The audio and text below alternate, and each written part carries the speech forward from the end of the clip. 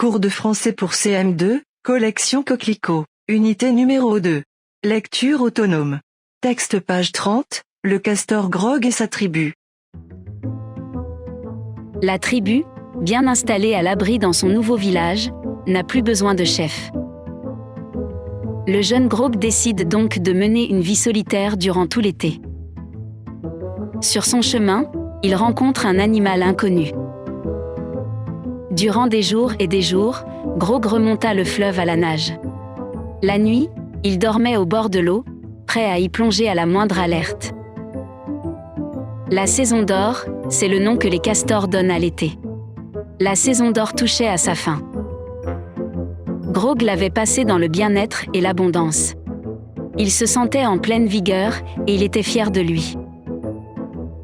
Un jour qu'il se tenait sur la rive, il perçut un bruit d'abord léger, mais qui peu à peu augmentait. Alors il vit une bête qui ressemblait à Vel le cheval, mais portait 2 grandes cornes, et qui se dirigeait vers le fleuve, d'un trot lent et pénible.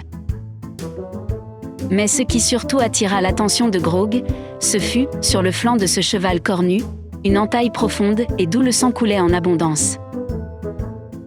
L'animal allait atteindre le fleuve lorsqu'il s'écroula sur le sol.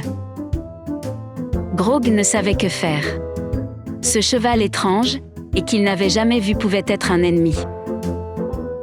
Grog prit le parti de s'éloigner. Mais le blessé avait dû l'entendre, car il fit un effort désespéré pour se soulever. Soudain Grog comprit, le vent lui apportait une nouvelle odeur, et un autre bruit lointain, qu'il connaissait pour l'avoir entendu l'année précédente, lorsque la tribu avait évité la destruction grâce à lui. « L'homme !» s'exclama-t-il, et un frémissement parcourut tout son corps. L'homme avait contraint toute sa tribu à fuir, en abandonnant son village, et il avait causé la mort de Berkel, le père de Grog. C'est pourquoi le castor, cessant de fuir, s'approcha de l'animal, qui, le voyant, ouvrit tout grand des yeux doux et apeurés. « Qui es-tu » lui demanda Grog. « Elle, l'élan, et toi » Grog le castor, un ami. « Fuis alors, car l'homme est lancé à ma poursuite et bientôt il sera ici. » « Mais, dit Grog, tu dois te sauver aussi. »« Hélas, je le voudrais, mais je ne peux plus. »« Faut-il donc qu'il te prenne » s'écria Grog.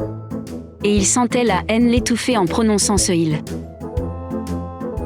« C'est trop tard pour moi, » gémit elle, « je ne peux plus bouger. » Ce fut alors que Grog trouva et réalisa ce que le pauvre elle n'aurait jamais pu imaginer. Le castor alla chercher de la vase et l'appliqua sur la blessure béante. Le sang cessa de couler. Et maintenant elle, efforce-toi d'atteindre le fleuve. Quelques mètres seulement l'en éloignaient, mais l'élan était bien faible.